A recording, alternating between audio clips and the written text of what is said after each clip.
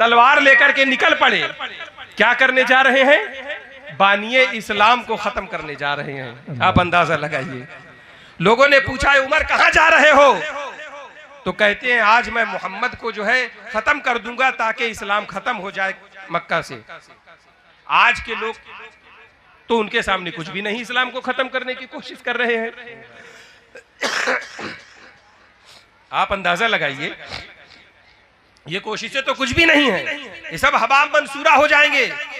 ये शराब है जो दिन में आपको दूर से जो है तो रेतीले मैदान में पानी की तरह नजर आती है, जब पास जाएंगे तो कुछ नहीं मिलेगा आपको। ये नजरों का धोखा है, निगाहों का धोखा है कि इस्लाम तेरी नब्ज ना डूबेगी हश्र तक, तेरी रगों में है खून आया और रवा 4 यार का। ऐसी कुर्बानियां हैं। आप अंदाजा लगाइए, मौलाए कायनात हजरत अली करमल्लाहु ताला वजहुल करीम, आपने नहीं सुना हिजरत की रात क्या हुआ था? हिजरत की रात सबसे पहले मॉब लिंचिंग का प्लान बनाया गया था। एक लफ्ज आपने सुना होगा ना बहुत, मॉब लिंचिंग। मॉब लिंचिंग का मतलब होता है कि देखिए, किसी आदमी को कोई आदमी अगर मारेगा, मर्डर करेगा, तो जाहिर है पुलिस उठा करके ले जाएगी, है कि नहीं? मर्डर का मुकदमा लग जाएगा, अंदर हो जाएगा, 10-20 साल के लिए जेल में चला जाएगा। तो एक तरीका निकाला जाता है कि कोई एक आदमी के ऊपर इल्जाम ही ना आए, सब लोग मिलकर मारो। समझ रहे हैं आप लोग? यानी शेर का शिकार जो है सब लोग मिल करके करो ताकि किसी के ऊपर इल्जाम ना आए। तारीखे इस्लाम का मुताला करिए, सबसे पहले मॉब लिंचिंग का प्लान खुद बानिए इस्लाम ही के लिए बनाया गया। जब कुफारे मक्का ने यह देखा मोहम्मद का कुछ नहीं बिगाड़ पा रहे हैं, दिन ब दिन इनकी दावत बढ़ती चली जा रही है, दिन ब दिन इस्लाम बढ़ता चला जा रहा है, तो दारुल नदवा उनका एक मुशावरती घर था, मीटिंग करने का घर था। वहां सबके सब जमा हुए और मकसद क्या था मीटिंग का? कि मोहम्मद सल्लल्लाहु अलैहि वसल्लम को कैसे मारा जाए। आज से 1450 साल से ज्यादा पहले की बात बता रहा हूं, आज की नहीं, आज से 1450 साल पहले। तो सब ने कहा कि ये किया जाए, वो किया जाए, वो किया जाए, मगर किसी की तजवीज जो है कामयाब ना हुई। आखिरी में एक कोई बूढ़ा शख्स चादर में लिपटा हुआ आया। रिवायतों में आता है कि वो शैतान था जो भेष बदल करके आया और आने के बाद में मशवरा दिया कि तुम लोग जिस मसले को लेकर के परेशान हो, उस मसले का हल मेरे पास है और मैं तुम्हारे दूर के इलाके का रहने वाला हूं, वहां से आया हूं। लोगों ने पूछा क्या है प्लान? बोले देखो, मोहम्मद सल्लल्लाहु अलैहि वसल्लम ये कबीले कुरैश से ताल्लुक रखते हैं और कुरैश जो है ये पावरफुल खानदान है मक्का का। अगर मोहम्मद को किसी एक कबीले ने जो है तो कत्ल किया तो उस कबीले के खिलाफ पूरा मक्का और मक्के के सारे कबीले वाले किसास के बदले में उस पूरे कबीले को खत्म कर देंगे किसास में। तो बोली बात तो सही है, तब फिर क्या होगा? तो बोले हर कबीले से एक एक आदमी को लो। कबीले से एक आदमी ले लिया, इस कबीले से, यानी आप समझ लिए कबीले का एक गांव ले लीजिए कि आसपास में 15-20 गांव हैं, तो हर गांव से एक एक आदमी हो, 15-20 आदमी मिल करके जो है तो मारो।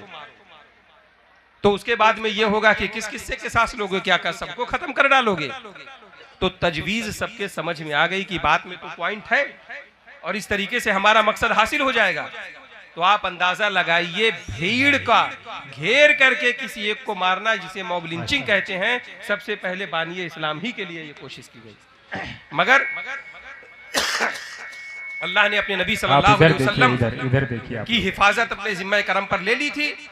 अल्लाह ने वही नाजिल फरमाई, क्या है पैगंबर, अब ये मक्का वाले तुम्हारी जान के दुश्मन हो गए हैं, तुम्हारे खून के प्यासे हो गए हैं, अब आप आज की रात हिजरत कर जाइए, मक्का छोड़ करके कहीं और चले जाइए। अल्लाह के नबी सल्लल्लाहु अलैहि वसल्लम ने जब देखा कि हिजरत का हुक्म हो गया है, मौलाए कायनात हजरत अली करमल्लाहु ताला वजहुल करीम को तलब फरमाया, आपको अपने बिस्तर में लिटाया। हजरत अली रदी अल्लाह ताला अन्हो से बाद में लोगों ने पूछा कि ऐ अली, तुम्हें तो उस रात बिस्तर में नींद ना आई होगी, क्योंकि तुम्हें पता था कि ये बिस्तर ऐसा है कि इस बिस्तर में जो आज की रात सोएगा उसे कुफारे मक्का कत्ल कर देंगे, उसका मर्डर कर देंगे। मगर कुर्बान जाइए, हजरत अली रदी अल्लाह ताला अन्हो फरमाते हैं, ये तुम कैसे कैसी बात करते हो? मुझसे जाते जाते मेरे आका ने कहा था, ऐ अली, अल्लाह का हुक्म हो गया है हिजरत का, मैं हिजरत करके मदीना जा रहा हूँ, मेरे बाद तुम भी आकर के मुझसे मिलोगे। मेरे नबी ने जब ये कह दिया था कि मेरे बाद तुम मुझसे आकर के मिलोगे, तो मुझे यकीन हो गया था, मेरा ईमान कामिल था कि दुनिया बदल सकती है मगर नबी के मुंह से निकली हुई जबान नहीं बदल सकती है। उस दिन तो मुझे बड़ी चैन की नींद आई थी इस तरह नबूवत पर। तो मैंने आपको बताया कि गुर्बत और जिहालत बहुत बुरी चीज है। गरीब आदमी दुनिया में तो तकलीफ उठाता ही है, अब उसके बाद एक ही तो ऑप्शन बचा है आखिरत। मान लीजिए दुनिया में कोई गरीब है और उसने अपनी पूरी जिंदगी गुर्बत में तकलीफ उठा करके गुजार दी, तो अब उसके बाद में सिर्फ एक ही ऑप्शन तो है ना कि भाई वो आखिरत में अल्लाह के करम से जन्नत में जाए, ताकि जो है उसे दुनिया आखिरत में तकलीफ ना मिले। लेकिन इसके लिए जरूरी है ईमान। जन्नत में जाने के लिए क्या जरूरी है? ईमान। जब साहिबे ईमान होगा तब ना जन्नत में जाएगा। लेकिन आम तौर पर ऐसा होता है कि जो जाहिल होता है और उसे दीन का जरूरी इल्म नहीं होता है। मैं ये नहीं कहता कि आप में से हर आदमी अल्लामा बन जाए, मुफ्ती बन जाए, फहामा बन जाए, और ये पॉसिबल भी नहीं है। और जब सब आदमी मुफ्ती बन जाओगे तो फिर हम लोगों को क्या होगा? फिर तो आप लोगों को सुनने के लिए आना पड़ेगा हम लोगों को। अभी तो हम आए हैं आप लोगों को सुनाने के लिए, तो कुछ हम लोगों का भी तो अला भला होना चाहिए। नहीं, ऐसा नहीं है कि ये कुछ अगियार की तरीके से मैं कह रहा हूं, वो और होंगे। कुरान में अल्लाह ने फरमाया कि फलौला नफर मिन कुल्लि फिरक़तिन मिनहुम ताइफ़तुन लियतफ़क़्क़हू फ़िद्दीन वलियुनज़िरू कौमहुम इज़ा रजऊ इलैहिम लअल्लहुम यहज़रून। यानी ये तो नहीं हो सकता कि सारे के सारे लोग जो है तो इल्म दीन हासिल कर करके फकी और मुफ्ती बन जाए, मगर ऐसा तो हो सकता है कि हर घर से, हर खानदान से, हर इलाके से, हर सूबे से, हर गांव से, हर खित्ते से कुछ लोग जाएं और इल्म दीन मुस्तफ़ा हासिल करें, और हासिल करने के बाद में आकर के अपनी कौम को बताएं और उनकी कौम को समझाएं, दीन का जरूरी इल्म बताएं, ताकि वो उसके मुताबिक अपनी जिंदगी गुजार सकें। इसी के लिए आपका इदारा दारुल उलूम गौसिया कायम किया गया है।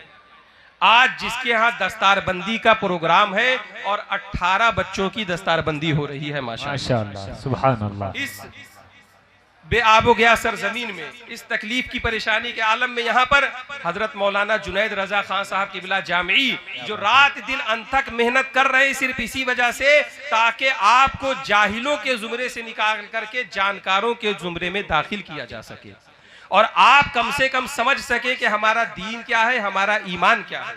आपको एक खूबसूरत बात बताता हूं, अल्लाह के नबी सल्लल्लाहु अलैहि वसल्लम की बारगाह में 70 कैदी कैद करके लाए गए।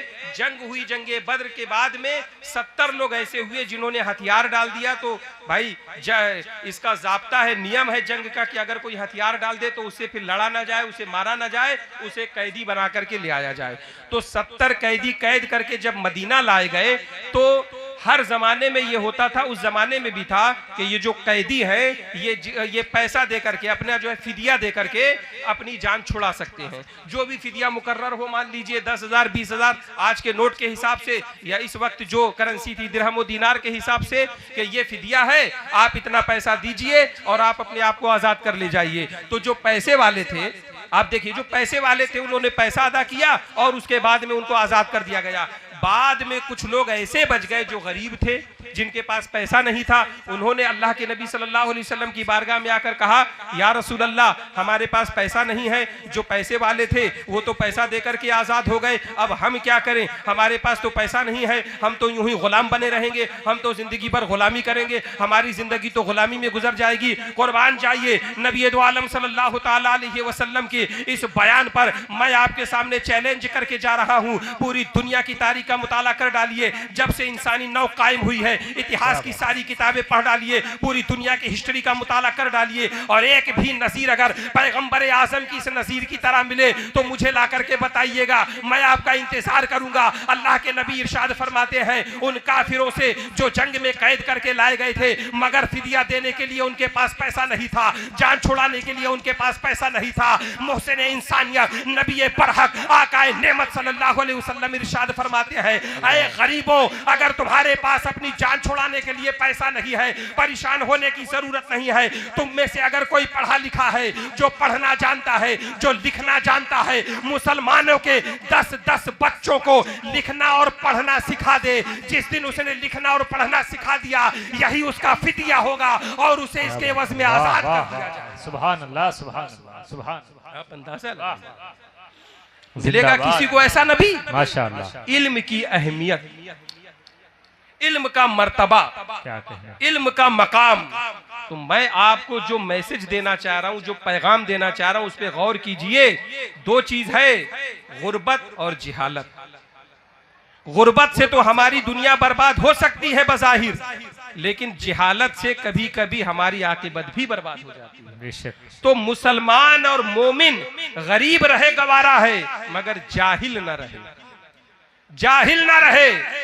चाहे दीन का इल्म हासिल करना हो तो दीन का इल्म हासिल करे, दुनिया का इल्म हासिल करना हो तो दुनिया का इल्म हासिल करे, मगर दीन का उतना इल्म जरूरी तौर पर हासिल करे जितने का हासिल करना फर्ज है। कम से कम आमतौर पे आप देखते होंगे क्या होता है, गरीब आदमी है, परेशान है, गुर्बत में परेशान हुआ, जबान से औल फौल बक रहा है, अल्लाह की शान में गुस्ताखी कर रहा है, रसूल की शान में गुस्ताखी कर रहा है। आज के दौर में एक फितना बहुत तेजी के साथ बढ़ रहा है, जिस फितने को कहते हैं ज़हनी इर्तिदाद। हजरत जी, जिस्मानी इर्तिदाद तो सब लोग जानते हैं, एक है ज़हनी इर्तिदाद। ज़हनी इर्तिदाद का मतलब यह होता है कि बंदा है तो मुसलमान, मगर उसके दिमाग में जिहालत की वजह से शैतान ने ऐसे ऐसे वसवसे डाल दिए हैं कि वो अपनी ही ईमान और दीन की मानी हुई चीजों पर शक व शुबा करता है जी, और सोचता है कि पता नहीं मरने के बाद हिसाबो किताब होना है कि नहीं, पता नहीं, अगर ऐसा होता तो ऐसा क्यों होता, अल्लाह ने ये दुनिया बनाई कि नहीं बनाई, पता नहीं। लोग बोलते हैं तो बोलते हैं, मैं भी मानता हूं आम तौर पे, और ये तो कुछ भी नहीं है, इससे भी ज्यादा अजीबो गरीब बातें शैतान उसके दिमाग में डालता रहता है। बाज दफा तो ऐसी ऐसी बातें डाल देता है जिससे उसका ईमान तक रुखसत हो जाता है। तो अब हमें जरूरी है, ये हमें इस्लाम ने फर्ज किया है, पैगंबर इस्लाम ने फरमाया, मैंने आपको अभी मिसाल देकर के बताया ना।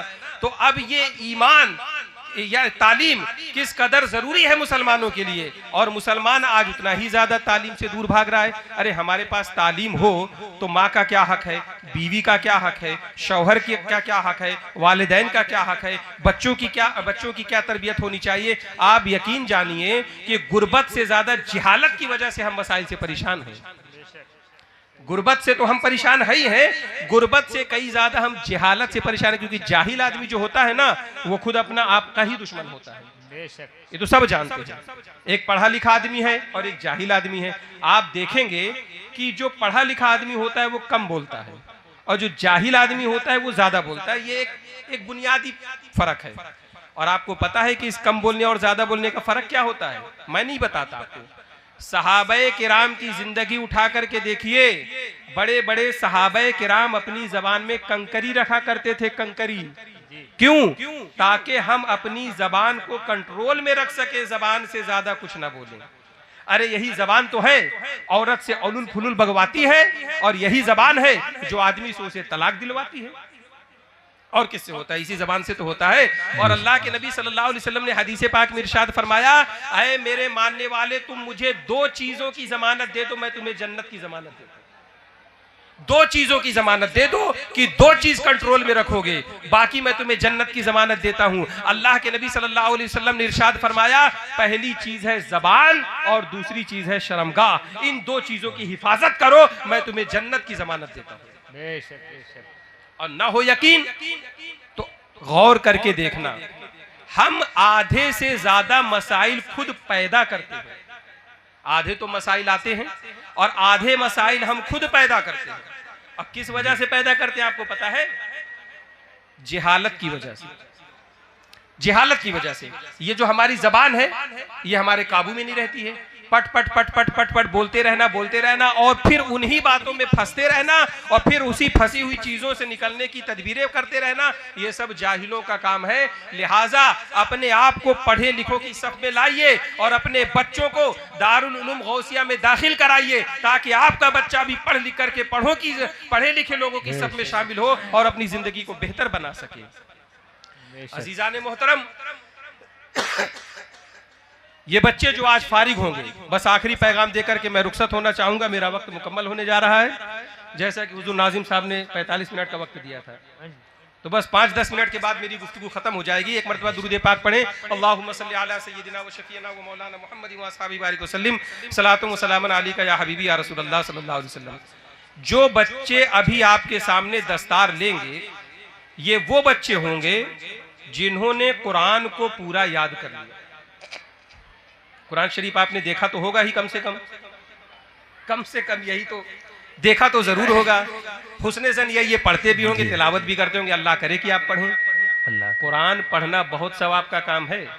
इमाम आजम अबू हनीफा जो इतने बड़े इमाम थे, जिनकी हम तकलीद करते हैं, पूरी दुनिया में जिनके सबसे ज्यादा मुकल्लिद पाए जाते हैं, उन्होंने 99 मरतबा इस दुनिया में ख्वाब में अल्लाह के जमाल का दीदार फरमाया, जमाल इलाही का दीदार फरमाया इस दुनिया में 99 मरतबा। फिर हजरत इमाम आजम अबू हनीफा को ख्वाहिश हुई कि मैंने अल्लाह के जमाल का दीदार तो किया, मगर अल्लाह से कभी कोई बात नहीं की। अब अगर अल्लाह का जमाल नजर आया तो मैं अल्लाह से एक सवाल करूंगा, और ये ख्वाहिश इमाम आजम की पूरी हुई। जब 100वीं मरतबा इमाम आजम अबू हनीफा ने अल्लाह के जमाल का दीदार फरमाया तो पूछा अल्लाह से, अय अल्लाह तुझे कौन सी इबादत सबसे ज्यादा पसंदीदा है? कह दीजिए सुभान अल्लाह। अब अल्लाह ही से सवाल हो रहा, और सवाल कौन कर रहा है? इमाम आजम अबू हनीफा। क्या अल्लाह तुझे कौन सी इबादत सबसे ज्यादा महबूब है? तो कुर्बान जाइए, अल्लाह फरमाता है तिलावतुल कुरान, कुरान की तिलावत यानी कुरान पढ़ना।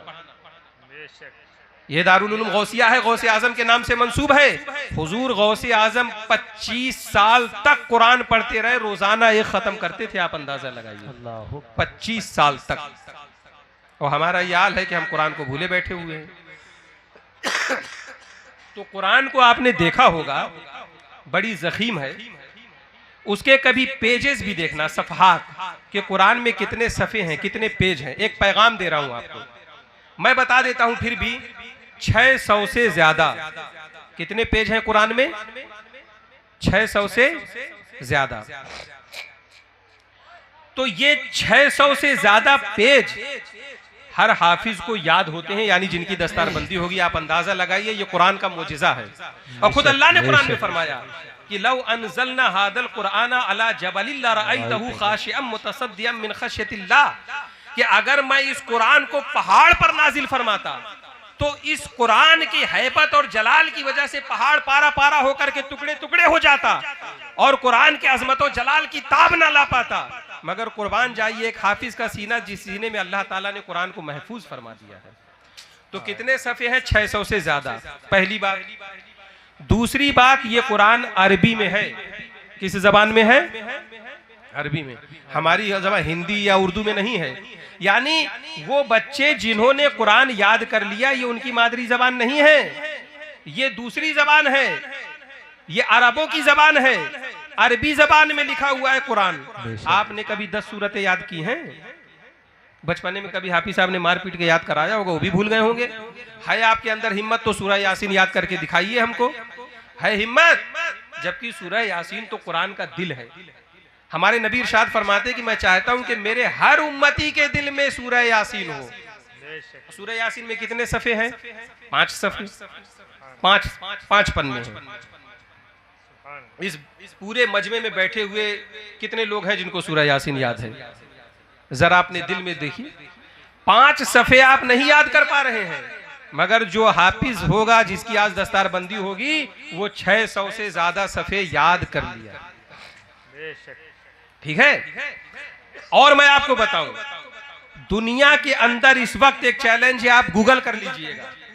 सबसे ये चैलेंज है, इस वक्त दुनिया के अंदर कोई भी ऐसी किताब, चाहे वो किसी की मजहबी किताब हो, चाहे वो दुनियावी किसी इल्म की किताब हो, आप कोई भी एक ऐसी किताब ला करके दिखाइए, मुझे कि जिस किताब को नाजिल हुए 1400 साल से ज्यादा का जमाना गुजर चुका और इसके बावजूद उस कुरान में एक हर्फ तो क्या एक नुक्ते की तक तब्दीली नहीं हुई है। सुभान अल्लाह, एक नुक्ते का तक बदलाव नहीं आया है। आप गौर कीजिए, इसको हल्के में न लीजिए, दुनिया में कोई दूसरी मिसाल नहीं मिलेगी। 1400 साल से ज्यादा का जमाना, कैसे कैसे दौर आते, कैसे कैसे हवादिस आते, कैसी कैसी हुकूमतें आती हैं, कैसी कैसी आफतें आती हैं, मगर आप अंदाजा लगाइए कि ये कुरान ही ऐसा महफूज है, क्योंकि अल्लाह ने फरमाया इन्ना नहनु नज़्ज़लना ज़िक्रा व इन्ना लहू लहाफ़िज़ून, मैंने ही कुरान को उतारा है, मैं ही कुरान की हिफाजत करूंगा। तो कुरान की हिफाजत अल्लाह ने अपने जिम्मे करम पर ले ली है। तौरात अल्लाह का कलाम था, तौरात आसमानी किताब थी, मगर महफूज न रह सकी, उसमें लोगों ने अपनी तरफ से मिला दिया। इंजील अल्लाह का कलाम था, इंजील आसमानी किताब थी, महफूज न रह सकी, लोगों ने अपनी तरफ से उसमें भटा बढ़ा दिया।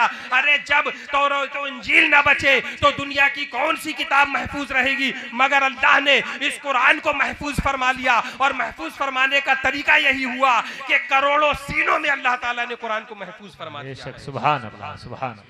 एक नुक्ते की तब्दीली नहीं आई ये 1400 साल से। आप ठीक है ना, उसमें कोई ऐसी बात थोड़ी है। आप जाते होंगे, सऊदी जाते होंगे, मस्जिद में तुम्हें मुसहफ मिलेगा, कुरान पाक मिलेगा, उस कुरान पाक को उठा करके खोलना और मुझे देख करके बताना कि वो कुरान जो तुम्हारे गांव की मस्जिद में रखा हुआ था और ये कुरान जो 7 समंदर दूर यहाँ मस्जिद में रखा है, आपको एक नुक्ते का फर्क नहीं मिलेगा, दोनों एक जैसे मिलेंगे।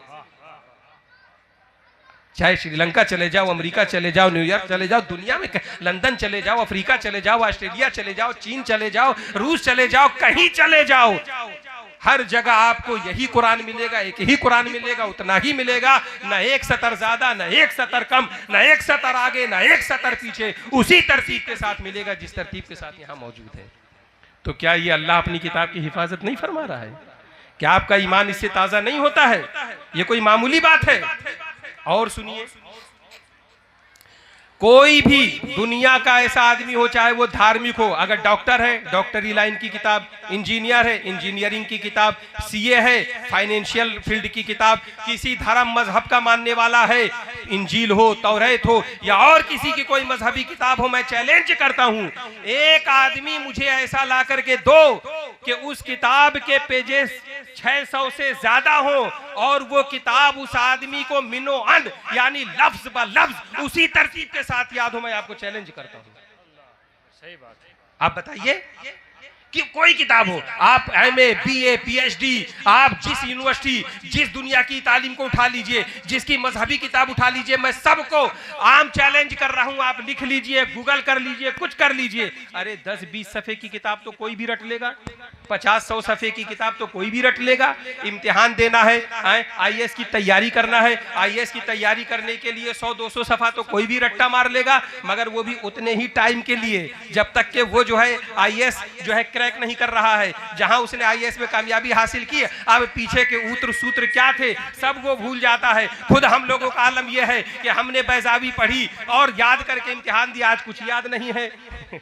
दुनिया की न जाने कितनी किताबें पढ़ी, पढ़ पढ़ करके जब तक पढ़ी, जब तक इम्तिहान देना था, अल्हम्दुलिल्लाह तब तक तो पूरी किताब याद थी, नंबर अच्छे आ गए, 90 आ गए, 95 आ गए, 1 नंबर पे आ गए, सब हो गया, मगर आज उस किताब का एक सफ़ा याद नहीं है। लेकिन अगर हाफिज है, अल्हम्दुलिल्लाह मैं भी हाफिज हूँ, तो पूरा कुरान याद है। यही वो किताब है जो पूरी जिंदगी याद रहती है। तो कोई भी एक ऐसा आदमी ला करके मुझे दिखाओ कि जिसे एक किताब जिसके सफ़े 600 से ज्यादा हो, वो किताब उसको लफ्ज ब लफ्ज याद हो, मिनो अन याद हो। मगर यही कुरान ऐसा कुरान है कि जो हमारे हाफिजों के सीनों में से लफ्ज ब लफ्ज मौजूद है, मिनो अन मौजूद है, अगरचे वो उनकी मादरी जबान में नहीं है, दूसरी जबान में है, इसके बावजूद मौजूद है। और मैं आपको मजे की बात बताऊं, 9 साल के बच्चे आपको मिल जाएंगे जो हाफिज कुरान है। 9 साल कितनी बड़ी उम्र होती है? अभी तो वो डबल डिजिट में भी नहीं आया है, 9 साल का बच्चा है, शऊर नहीं है, इतनी अक्ल नहीं है। मगर आप देखते होंगे न्यूज में आता है 9 साल के बच्चे ने पूरा कुरान सुनाया। ये कुरान का मोजिजा है, वो याद नहीं कर रहा है। अल्लाह कुरान की हिफाजत फरमा रहा है।